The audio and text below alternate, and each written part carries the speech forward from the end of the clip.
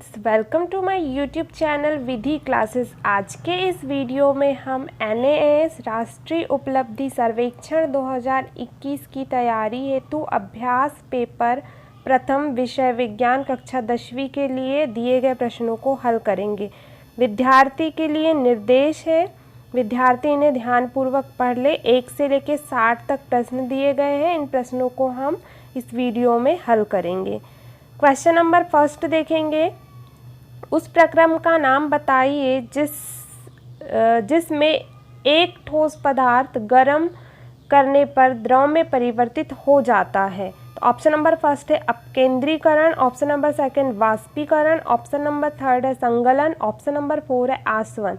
तो इस क्वेश्चन का राइट आंसर हो जाएगा ऑप्शन नंबर 3 संगलन। तो संगलन किसे कहते हैं? ठोस पदार्थ का गल कर द्रव में परिवर्तित हो जाना ही संगलन कहलाता है। तो इस क्वेश्चन का राइट आंसर हो जाएगा ऑप्शन नंबर 3। अब देखेंगे हम नेक्स्ट क्वेश्चन, क्वेश्चन नंबर 2। उपरोक्त आवर्त सारणी में दिखाए गए तत्वों के धात्विक गुणधर्म का सही क्रम है। तो सही क्रम हमको बताना है तत्वों के धात्विक गुणधर्म में। तो इस क्वेश्चन का राइट आंसर हो जाएगा ऑप्शन नंबर फर्स्ट पोटेशियम, फिर मैग्नीशियम, एल्यूमिनियम और बोरान। ऑप्शन नंबर फर्स्ट जो होगा राइट हो जाएगा। अब देखेंगे हम अगला प्रश्न, प्रश्न नंबर 3। सोडा अम्ल अग्निशामक में सोडियम हाइड्रोजन कार्बोनेट का उपयोग होता है क्योंकि जब यह एक अम्ल के संपर्क में आता है तो उत्पन्न करता है। इस क्वेश्चन का राइट आंसर हो जाएगा ऑप्शन नंबर 3 कार्बन डाइऑक्साइड।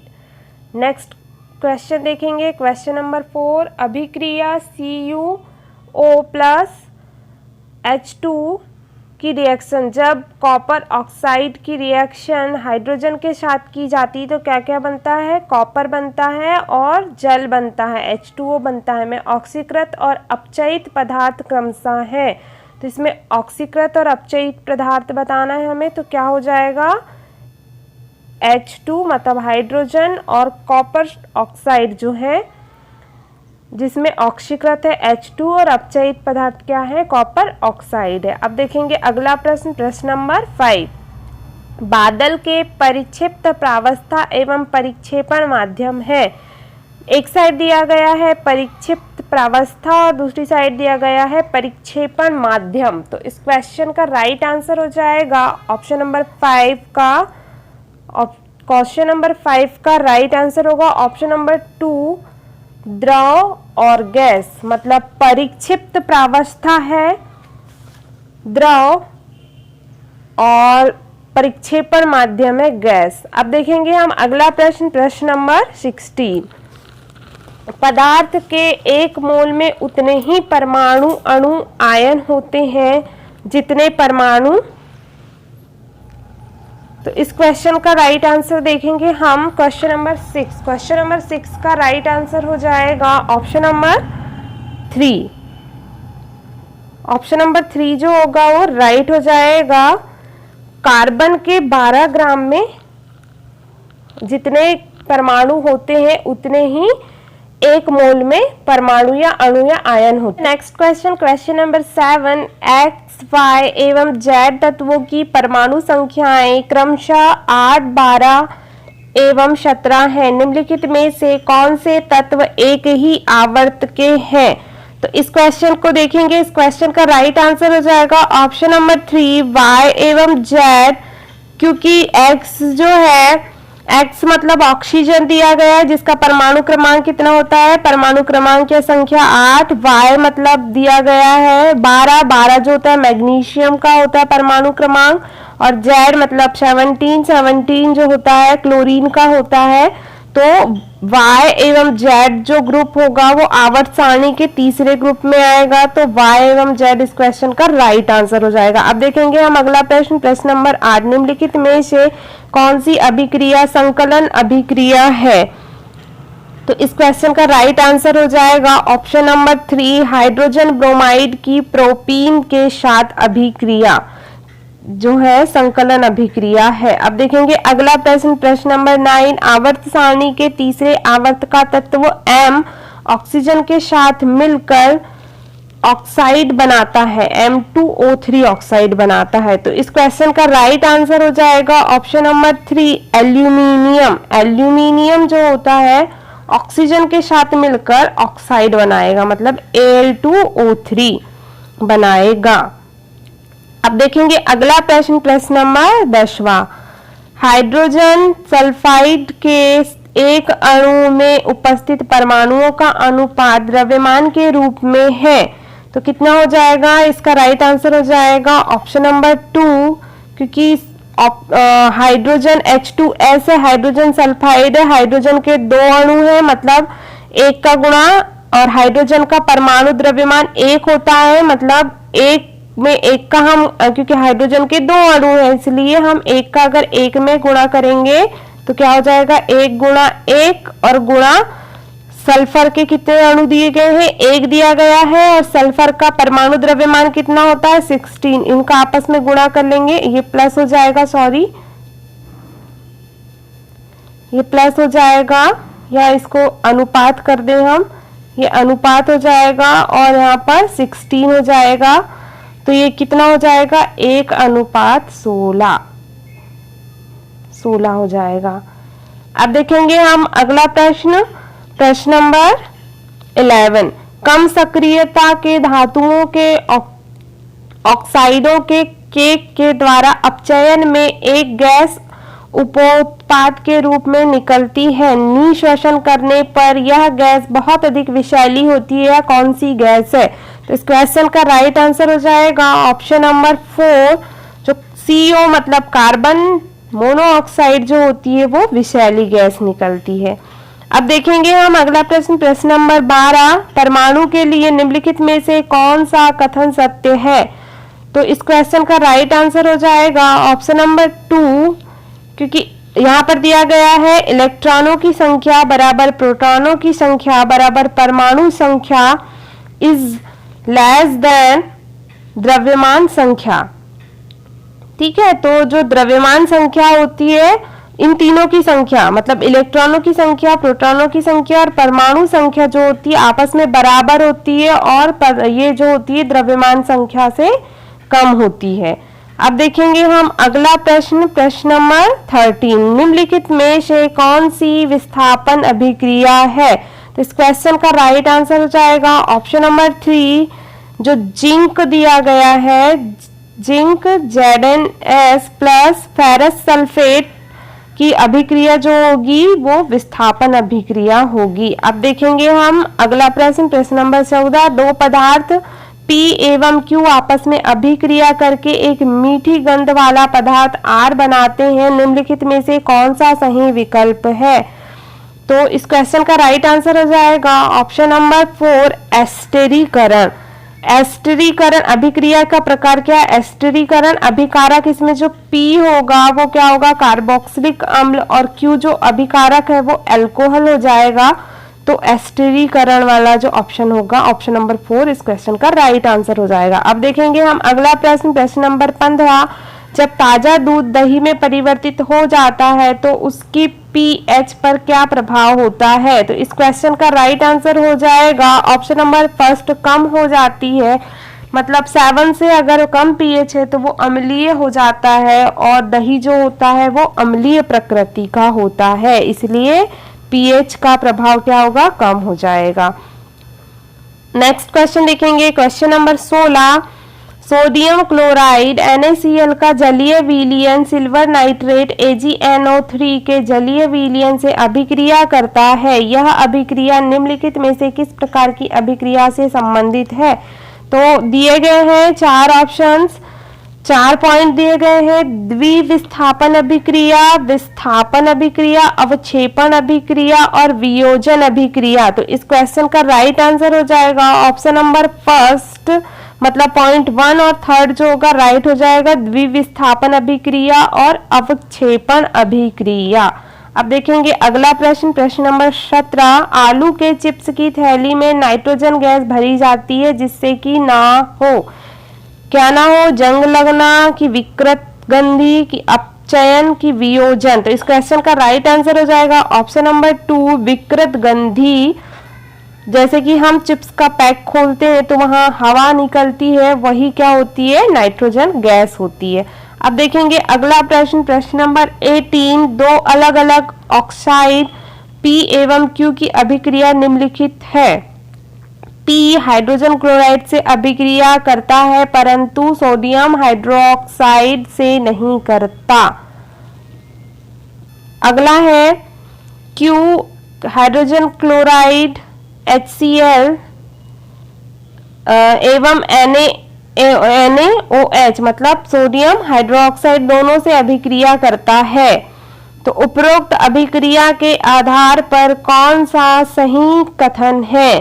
तो इस क्वेश्चन का राइट आंसर हो जाएगा ऑप्शन नंबर 4 P क्षारक एवं Q उभयकर्मी। अब देखेंगे अगला प्रश्न, प्रश्न नंबर 19, R एक सफेद पदार्थ है जो कि केक बनाने में उपयोग किया जाता है। गर्म करने पर यह कार्बन डाइऑक्साइड गैस, जल, वाष्प एवं एक सफेद ठोस पदार्थ S देता है जो क्षारक प्रकृति का है। R और S की पहचान कीजिए।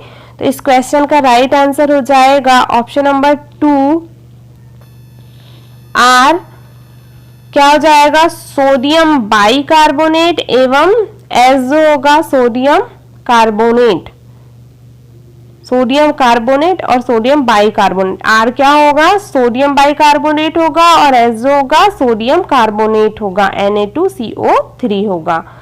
अब देखेंगे अगला प्रश्न, प्रश्न नंबर 20, जल के 1 मोल में परमाणुओं की संख्या होगी कि इस क्वेश्चन का राइट आंसर हो जाएगा ऑप्शन नंबर फर्स्ट 6.022 इंटू 10 की पावर 23 जो होगी क्या होगी, 1 मोल में परमाणुओं की संख्या होगी। अब देखेंगे अगला प्रश्न, अत्यंत विषैली गैस ओजोन को आवश्यक माना जाता है क्योंकि यह, इस क्वेश्चन का राइट आंसर हो जाएगा ऑप्शन नंबर फर्स्ट क्योंकि यह हमें वायुमंडल के ऊपरी स्तर पर यूवी मतलब अल्ट्रावायलेट पराबैंगनी विकिरण से रक्षा करती है।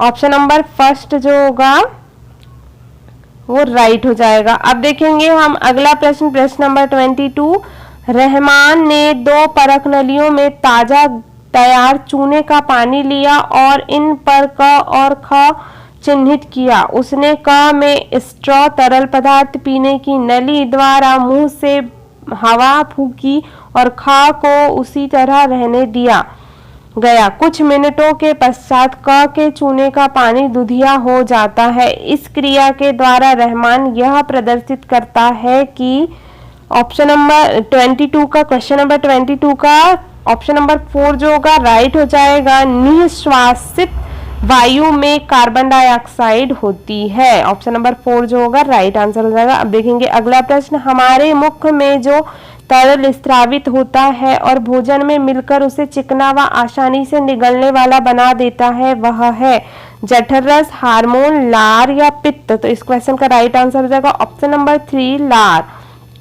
अब देखेंगे अगला प्रश्न, अग्नाशयिक पैनक्रियाटिक एंजाइम की पहचान कीजिए जो प्रोटीन के पाचन में सहायक है। तो इस क्वेश्चन का राइट आंसर हो जाएगा option number first trypsin. Trypsin जो होता है वो प्रोटीन में पाचक होता है, प्रोटीन के पाचक के लिए सहायक होता है। अब देखेंगे अगला प्रश्न, प्रश्न नंबर 25, मनुष्य का सामान्य प्रकुंचन तथा अनुशिथिलन दाब क्रमशः है कितना होगा, ऑप्शन नंबर 4 120 mmHg तथा 80 mmHg होता है। अब देखेंगे अगला प्रश्न, प्रश्न नंबर 26, गमले में लगे पौधे की समस्त पत्तियों की दोनों सतहों पर वैसलीन लगाने पर निम्न में से कौन सी प्रक्रियाएं प्रभावित होंगी, क श्वसन, ख प्रकाश संश्लेषण, ग उत्सर्जन और घ वाष्पोत्सर्जन। तो इसमें सारी की सारी जो क्रियाएं होंगी वो प्रभावित होंगी। ऑप्शन नंबर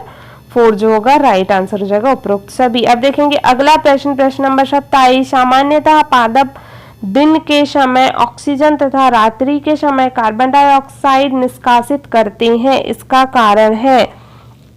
तो इस क्वेश्चन का राइट आंसर हो जाएगा पादप दिन में श्वसन की तुलना में प्रकाश संश्लेषण तीव्र गति से करते हैं, जबकि रात में प्रकाश संश्लेषण नहीं होता है। ऑप्शन नंबर सेकंड राइट हो जाएगा। अब देखेंगे अगला प्रश्न, प्रश्न नंबर 28, क्या होता है जब सूक्ष्म जैविकीय संक्रमण के कारण जाइलम पोत, जाइलम वेसलज और पादप की वाहिकाएं अवरुद्ध हो जाती हैं? तो इस क्वेश्चन का राइट आंसर होगा ऑप्शन नंबर 3, जल का जड़ से पत्तियों के ऊपर की तरफ गति नहीं हो पाता है। तो ऑप्शन नंबर 3 जो होगा राइट हो जाएगा। अब देखेंगे अगला प्रश्न, प्रश्न नंबर 29, साधारण सपाट इपिथीलियम जिसकी झिल्ली वर्णनात्मक पारगम्य है। तो इस क्वेश्चन का राइट आंसर हो जाएगा चपटी इपिथीलियम, चपटी इपिथीलियम। अब देखेंगे अगला प्रश्न, मनुष्यों में निषेचन एक ऐसी प्रक्रिया है जिसमें ऑप्शन नंबर फर्स्ट जो होगा राइट हो जाएगा, नर एवं मादा जनन क्रिया कोशिकाएं आपस में मिलती हैं। ऑप्शन नंबर फर्स्ट जो होगा राइट हो जाएगा। अब देखेंगे अगला प्रश्न, प्रश्न नंबर 31, एक पारितंत्र में अपघटक का चयन करें। इस क्वेश्चन का राइट आंसर हो जाएगा ऑप्शन नंबर 3, कवक। कवक क्या है? एक अपघटक है। अब देखेंगे हम अगला प्रश्न, प्रश्न नंबर 32, टिहरी तथा अलमती जैसे अनेक बांधों की ऊंचाई बढ़ाने के अनेक प्रयास किए गए, निम्नलिखित में से उन सब सही कथनों का चयन कीजिए जो बांधों की ऊंचाई बढ़ाने का परिणाम हो सकते हैं। और इसमें पॉइंट दिए गए हैं 1 से लेके 4 तक। पॉइंट देख लेते हैं। क्षेत्र की स्थलीय वनस्पति तथा जीव जंतु पूर्णतः नष्ट हो जाएगी। सेकंड, क्षेत्र में रहने वाले व्यक्तियों एवं घरेलू जानवरों का विस्थापन होगा। थर्ड, वनों का कटाव। फोर्थ, क्षेत्र प्रदूषित हो सकता है। तो इस क्वेश्चन का राइट आंसर हो जाएगा ऑप्शन नंबर सेकंड। तो ऊपर के तीनों पॉइंट है वो राइट हो जाएंगे। तो ऑप्शन नंबर सेकंड जो होगा वो राइट हो जाएगा। अब देखेंगे अगला प्रश्न, प्रश्न नंबर 33, चिपको आंदोलन से कौन से महत्वपूर्ण संदेश संप्रेषित किया गया? तो इस क्वेश्चन का राइट आंसर हो जाएगा ऑप्शन नंबर फर्स्ट, वन संरक्षण प्रयासों में समुदाय को सम्मिलित करना। अब देखेंगे अगला प्रश्न, प्रश्न नंबर 34, निम्न आरेख मनुष्य में लिंग निर्धारण का प्रारूप दर्शाता है। एक साइड देखो एक्स एक्स दिया गया है, एक साइड वाई वाई, आपस में क्या हो रहा है? क्रॉस हो रहा है। तो संतति फर्स्ट, संतति सेकंड, संतति थर्ड, संतति फोर्थ युग्मक बन रहे हैं। और युग्मक के बाद ये पैतृक दिया गया है, उससे युग्मक बने और युग्मक से फिर संतान बनी। तो संतति नंबर 1 और 4 का लिंग होगा, क्या होगा? 1 और 4 का। तो ऑप्शन नंबर जो 4 होगा वो राइट आंसर हो जाएगा। फर्स्ट लड़की और फोर्थ जो होगा वो लड़का होगा। तो ऑप्शन नंबर जो होगा फोर्थ राइट हो जाएगा। अब देखेंगे हम अगला प्रश्न, प्रश्न नंबर 35, चित्र में दिखाए जंतु के लक्षणों का परीक्षण करके इसका वर्ग चुनिए। तो इसमें आ जाएगा इकाइनोडर्मेटा, एनिलीडा, आर्थ्रोपोडा, पोरीफेरा। तो इस क्वेश्चन का राइट आंसर हो जाएगा ऑप्शन नंबर थर्ड जो होगा राइट हो जाएगा आर्थ्रोपोडा। आर्थ्रोपोडा जो है उसमें ये जंतु आ जाएगा। अब देखेंगे अगला प्रश्न, प्रश्न नंबर 36, उर्वरक के संदर्भ में सही कथन को बताइए। इसमें भी 4 पॉइंट दिए गए हैं, देखते हैं। उर्वरक व्यावसायिक तौर पर निर्मित पौधों के पोषक तत्व हैं जो नाइट्रोजन, फास्फोरस और पोटेशियम की आपूर्ति करते हैं। सेकंड, उर्वरकों में उच्च मात्रा में जैविक पदार्थ और न्यून मात्रा में पोषक तत्व उपस्थित होते हैं। थर्ड, यह रेतीली मृदा की जल धारण करने की क्षमता को बढ़ाता है। फोर्थ, यह उत्तम वानस्पतिक वृद्धि को सुनिश्चित करता है। यह स्वस्थ पौधों को उन्नति प्रदान करता है। तो 36 का जो होगा ऑप्शन नंबर 3 जो होगा राइट हो जाएगा। फर्स्ट और फोर्थ वाला ऑप्शन जो होगा वो राइट हो जाएगा। अब देखेंगे अगला प्रश्न, प्रश्न नंबर 37, निम्नलिखित में कौन सा खनिज पदार्थ विभिन्न जंतुओं के अंतः कंकाल तथा बाह्य कंकाल का निर्माण करता है? इस क्वेश्चन का राइट आंसर हो जाएगा कार्बोनेट के लवण। ऑप्शन नंबर 4 जो होगा राइट हो जाएगा। अब देखेंगे अगला प्रश्न, प्रश्न नंबर 38, जैव विविधता के संदर्भ में निम्नलिखित में कौन सही है? ऑप्शन नंबर फर्स्ट है किसी क्षेत्र में उपस्थित पादपों तथा जंतुओं की विभिन्न प्रजातियों का घोतक है। सेकंड, किसी क्षेत्र में केवल वन्य जंतुओं की उपस्थिति का घोतक है। थर्ड, किसी क्षेत्र में केवल पादपों की उपस्थिति का घोतक है। फोर्थ, किसी विशेष क्षेत्र में उपलब्ध खनिज संसाधनों का घोतक है। तो इस क्वेश्चन का राइट आंसर हो जाएगा ऑप्शन नंबर फर्स्ट, किसी क्षेत्र में उपस्थित पादपों तथा जंतुओं की विभिन्न प्रजातियों का घोतक है। अब देखेंगे अगला प्रश्न, प्रश्न नंबर 39, एक गांव में स्वच्छ सुरक्षित पेयजल की कमी है। इस गांव में निम्नलिखित में से किस रोग के फैलने की संभावना रहेगी? तो इस क्वेश्चन का राइट आंसर हो जाएगा ऑप्शन नंबर 4, हैजा। अब देखेंगे हम अगला प्रश्न, प्रश्न नंबर 40, अधिकांश पादप पशुओं के लिए आहार चारे का कार्य करते हैं। निम्नलिखित में से किसे सामान्य चारे के रूप में प्रयोग किया जाता है? तो इस क्वेश्चन का राइट आंसर हो जाएगा ऑप्शन नंबर 3, बरसिम। अब देखेंगे अगला प्रश्न, प्रश्न नंबर 41, चित्र में दर्शाए अनुसार एक क्षैतिज सतह XY पर रखे एक घर्षण रहित द्विआनत तल AOB जैसे कि दिखा रहा है AOB पर विचार करें। कांच की एक गोली आनत तल OA के बिंदु P से छोड़ी जाती है। यह तल OB पर H ऊंचाई तक पहुंचती है। अब तल OB को पहले OC तथा इसके बाद OD के अनुदिश झुकाया जाता है और गोली को पुनः उसी ऊंचाई से छोड़ा जाता है। गोली द्वारा पहुंची ऊंचाई, तो क्वेश्चन नंबर 41 का ऑप्शन नंबर जो फर्स्ट होगा वो राइट हो जाएगा, तल की OB स्थिति में अधिकतम है। तल की OB स्थिति में अधिकतम है, राइट हो जाएगा। अब देखेंगे अगला क्वेश्चन, क्वेश्चन नंबर 42, एक दृष्टि दोष वाले व्यक्ति को कोई डॉक्टर 2.5 डायोप्टर क्षमता का लेंस निर्धारित करता है। इस लेंस का प्रकार तथा फोकस दूरी होगी क्रमशः क्या होगी? ऑप्शन नंबर फर्स्ट जो होगा राइट हो जाएगा। किस प्रकार का लेंस लगेगा? अवतल लेंस, और फोकस दूरी कितनी होगी? -40 सेंटीमीटर। अब देखेंगे अगला प्रश्न, प्रश्न नंबर 43, एक बेलनाकार चालक का प्रतिरोध 18 ओम है। इसे 3 बराबर भागों में काटा जाता है। यदि इन तीनों भागों को पार्श्व क्रम में जोड़ा जाए तो इस संयोजन का तुल्य प्रतिरोध होगा। तो इस क्वेश्चन का राइट आंसर हो जाएगा ऑप्शन नंबर फर्स्ट, 2 ओम हो जाएगा। इसका आंसर हम 1/r बराबर 1/r1 plus 1/r2 plus 1/r3 वाले सूत्र से निकाल लेंगे। अब देखेंगे हम अगला प्रश्न, प्रश्न नंबर 44, एक धावक r त्रिज्या वाले वृत्ताकार पथ का 5 चक्कर लगाने में t सेकंड का समय लेता है। धावक की चाल है। तो इस क्वेश्चन का राइट आंसर हो जाएगा ऑप्शन नंबर 2, 10 पाई r अपॉन t। अब देखेंगे हम अगला प्रश्न, प्रश्न नंबर 45, कोई पिंड एक समान चाल से गतिशील है तथा वह पहले सेकंड में 50 मीटर की दूरी तय करता है। पिंड द्वारा 5वें सेकंड के अंत तक तय की गई दूरी कितनी होगी? तो इस क्वेश्चन का राइट आंसर हो जाएगा ऑप्शन नंबर 4, 250 मीटर। अब देखेंगे हम अगला प्रश्न, प्रश्न नंबर 46, किसी दर्पण द्वारा बना प्रतिबिंब वस्तु के आकार के समान एवं उल्टा है, दर्पण है। तो इस क्वेश्चन का राइट आंसर हो जाएगा ऑप्शन नंबर 2, केवल अवतल। क्या बोला है? किसी वस्तु द्वारा प्रतिबिंब वस्तु के आकार के समान एवं उल्टा दर्पण है।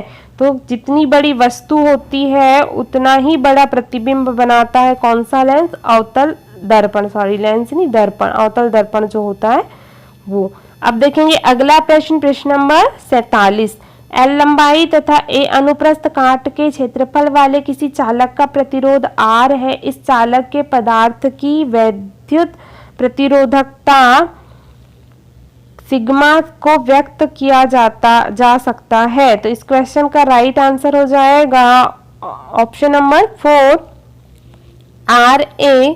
RA/L से। अब देखेंगे हम अगला प्रश्न, प्रश्न नंबर 48। निम्नलिखित में से जड़त्व के बारे में कौन सा कथन सही है? इस क्वेश्चन का राइट आंसर हो जाएगा 48 का 4, वस्तु जितनी भारी है उसका जड़त्व उतना ही अधिक होता है। अब देखेंगे अगला प्रश्न, प्रश्न नंबर 49। निम्न सारणी 4 वस्तुओं A, B, C तथा D द्वारा प्रथम, द्वितीय, तृतीय एवं चतुर्थ सेकंड में तय की गई दूरियां निम्न सारणी में दी गई हैं। एक साइड वस्तु दिया गया है, फिर सेकंड तय की गई दूरी दी गई है, पहले सेकंड, दूसरा सेकंड, तीसरा सेकंड और चौथा सेकंड।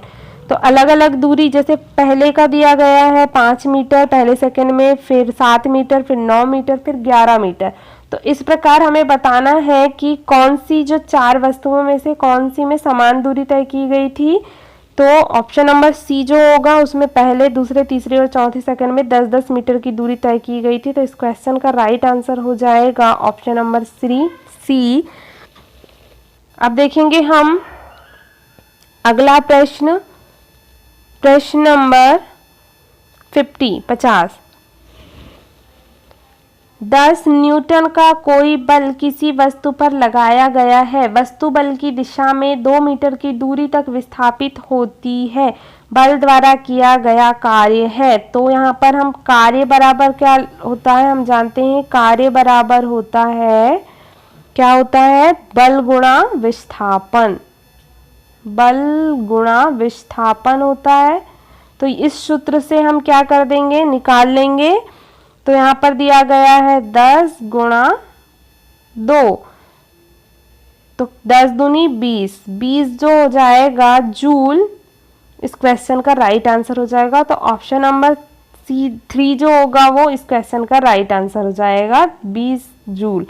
अब देखेंगे हम अगला प्रश्न, प्रश्न नंबर 51। चित्र में दर्शाए अनुसार कोई चालक AB चुंबक M के चुंबकीय क्षेत्र में रखा गया है।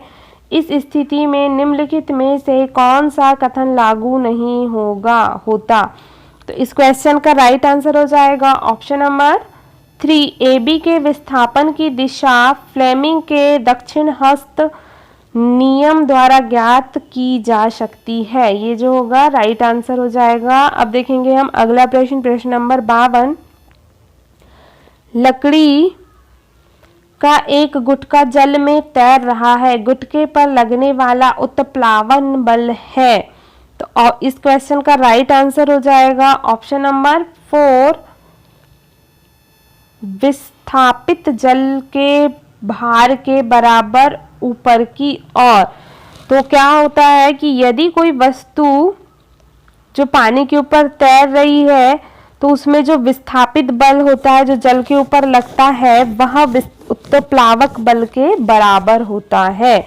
अब देखेंगे हम अगला प्रश्न, प्रश्न नंबर 53। 2 बिंदुओं के बीच विभवांतर 2 V है, वोल्ट है और 0.1 C का कोई आवेश एक बिंदु से दूसरे बिंदु तक ले जाया जाता है। इस प्रक्रम में किया गया कार्य है। तो इस क्वेश्चन का राइट आंसर हो जाएगा ऑप्शन नंबर सेकंड, 0.2 जूल। तो आपस में हम गुणा कर देंगे 2 का 0.1 में, तो क्या हो जाएगा 0.2 जूल। इस क्वेश्चन का राइट आंसर हो जाएगा।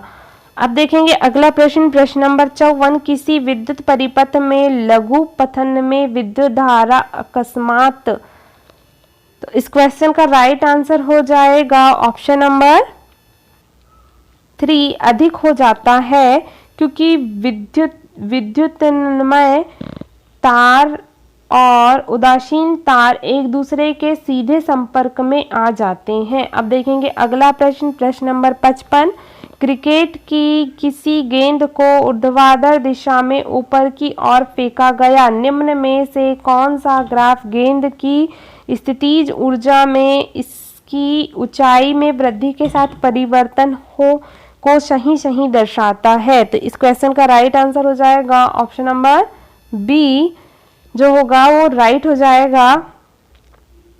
अब देखेंगे हम अगला प्रश्न, प्रश्न नंबर 56। प्रकाश की कोई किरण वायु से जल में और फिर जल से कांच में गमन करती है, किरण मुड़ जाती है। तो इस क्वेश्चन का राइट आंसर हो जाएगा ऑप्शन नंबर सेकंड, जल तथा कांच दोनों में अभिलंब की ओर। तो हम जानते हैं कि प्रकाश की जो चाल होती है या वेग होता है वो सबसे अधिक वायु में होता है, फिर उससे कम जल में होगा और जल से कम कांच में होगा। तो प्रकाश का जो वेग होता है वो कम वेग की तरफ जाता है, तो वो वहां पर जो होती है प्रकाश की किरण अभिलंब की ओर झुक जाती है।